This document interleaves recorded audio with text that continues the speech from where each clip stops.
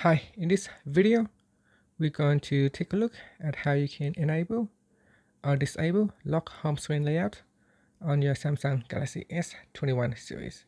Now first tap on the home key to go back to your home screen.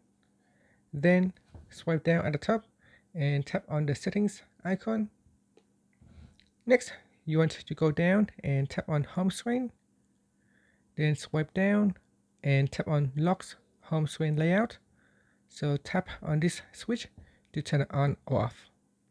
Once it is on, then items or home apps icon on the home screen will not be able to reposition. So if I try to drag it to a different place, you can see it says home screen layout is locked. You can unlock it by going into settings. So if I tap on settings, it will take me directly to this screen.